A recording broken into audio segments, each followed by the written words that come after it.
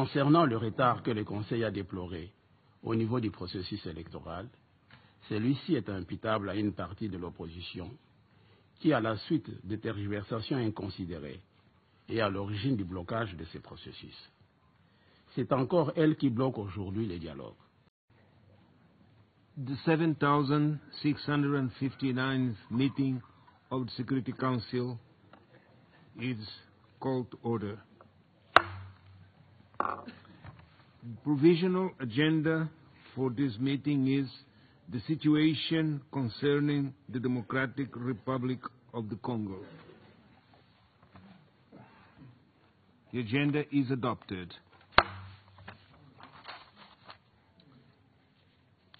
In accordance with Rule 37 of the Council's Provisional Rule of Procedure, I invite the representative of the Democratic Republic of the Congo to participate in this meeting. It is so decided.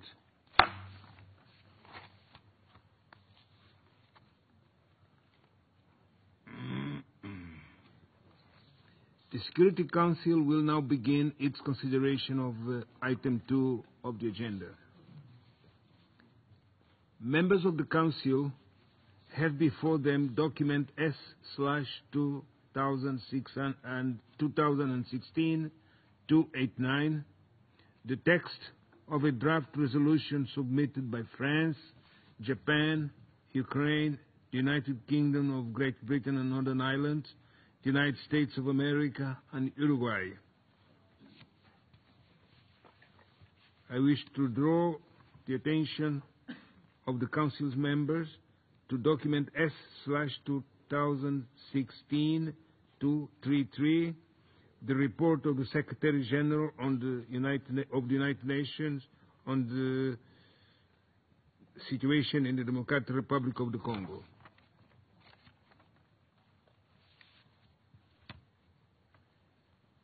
The Council is ready to proceed to vote on the draft resolution before it.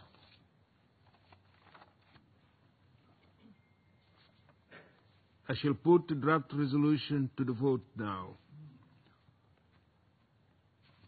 Will those in favor of the draft resolution contained in document S/2016-289 please raise their hands?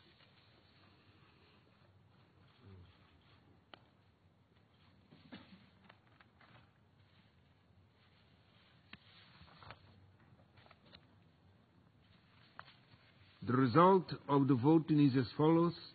The draft resolution received 15 votes in favor.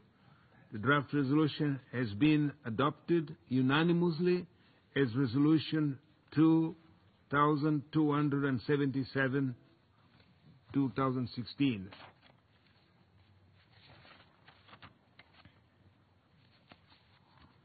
I now give the floor to the representative of the Democratic Republic of the Congo. You have the floor, sir.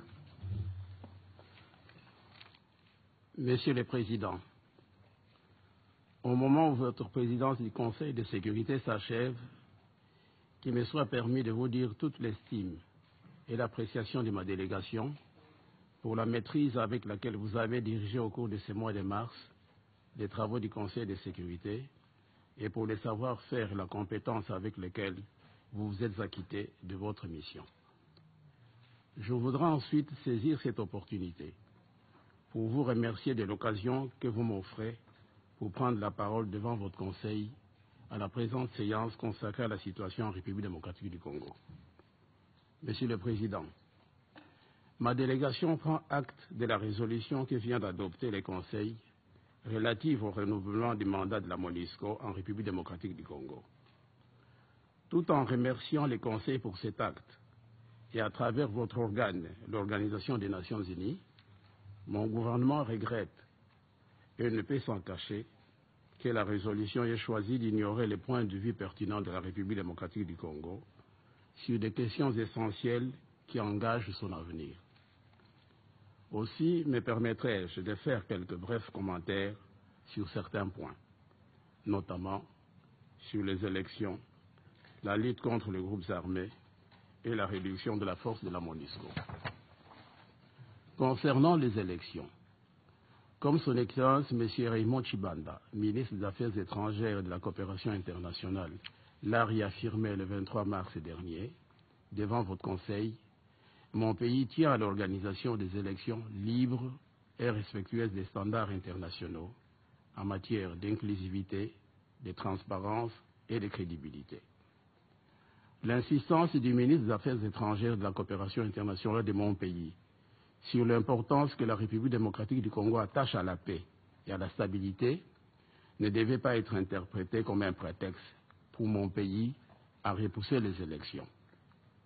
Les chefs de la diplomatie congolaise voulaient tout simplement dire que, fort de l'expérience que nous avons vécue lors des élections de 2006 et de 2011, les conditions requises et les préalables indispensables à la bonne tenue des élections devraient être remplies de manière à ce qu'elles ne soient entachées de violence ni avant, ni pendant, ni après leur organisation, et que le résultat ne donne pas lieu à des contestations. Concernant le retard que le Conseil a déploré au niveau du processus électoral, celui-ci est imputable à une partie de l'opposition qui, à la suite de tergiversations inconsidérées, est à l'origine du blocage de ces processus. C'est encore elle qui bloque aujourd'hui les dialogues. Par ailleurs, de l'avis de ma délégation, le Conseil aurait pu ne pas empiéter sur les attributions qui relèvent, au regard de la loi en République démocratique du Congo, de la compétence de la Commission électorale nationale indépendante. Dans ce contexte, il aurait pu, comme il l'a fait par exemple, laisser le soin de fixer le calendrier de toutes les échéances à venir, y compris l'élection législative et présidentielle, à la compétence de la CENI, à qui il a recommandé la publication d'un calendrier électoral global revisé. Monsieur le Président, ma délégation se réjouit de la recommandation et du soutien que votre Conseil a apporté au dialogue politique, appuyant ainsi l'initiative prise par son Excellence M. Joseph Kabila Kabange, président de la République, qui a appelé il y a quelques mois à son organisation. Ce dialogue national sera un moment fort d'une appropriation collective du destin de notre pays. Monsieur le Président, mon gouvernement réaffirme sa détermination à poursuivre les efforts engagés pour sécuriser la partie est de son territoire. Il va donc poursuivre l'éradication des groupes armés et des forces négatives de manière à stabiliser la situation en vue de permettre à nos populations de mener une vie paisible, d'évacuer librement leurs occupations et de se consacrer au développement de leur pays.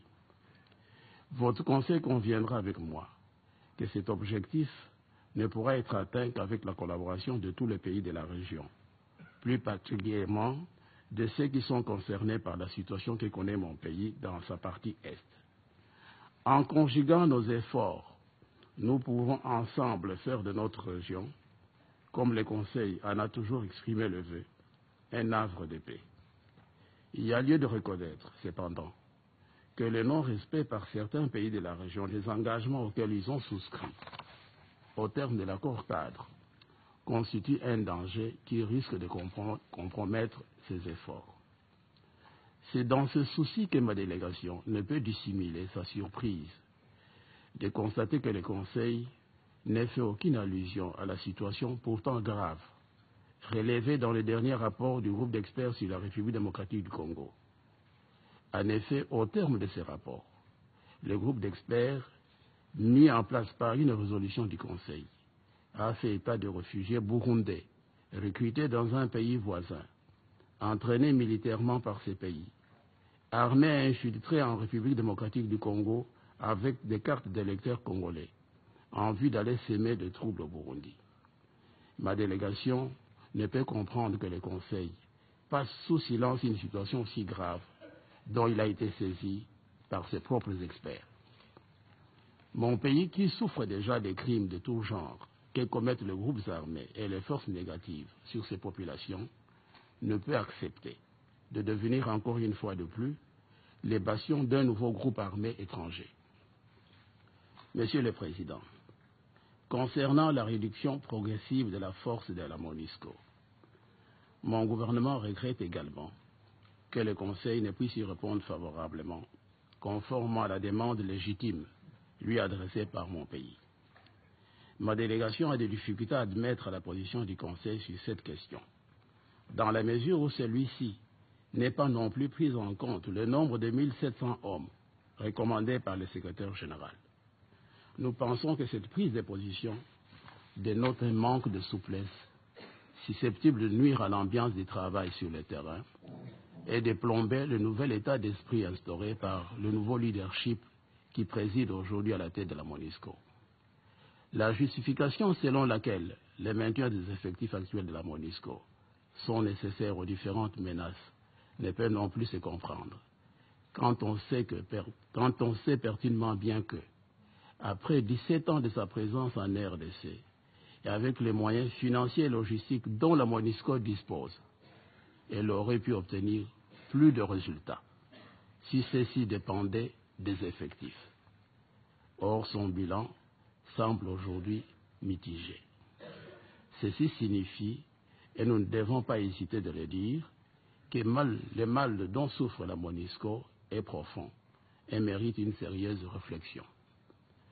Par ailleurs, ma délégation ne peut non plus comprendre que le Conseil de sécurité adopte une résolution présentant un tableau anachronique au regard de l'évolution des progrès réalisés sur le terrain par notre pays. Qu'à cela ne tienne, mon gouvernement va poursuivre, dans le respect des engagements nationaux et internationaux auxquels il a souscrit, la mise en œuvre de ces différents chantiers, ainsi que toutes les réformes multisectorielles qu'il a engagées depuis plus d'une décennie dans l'intérêt de son peuple. Je vous remercie. I thank the representative of the Democratic Republic of Congo for his statement. The meeting is adjourned.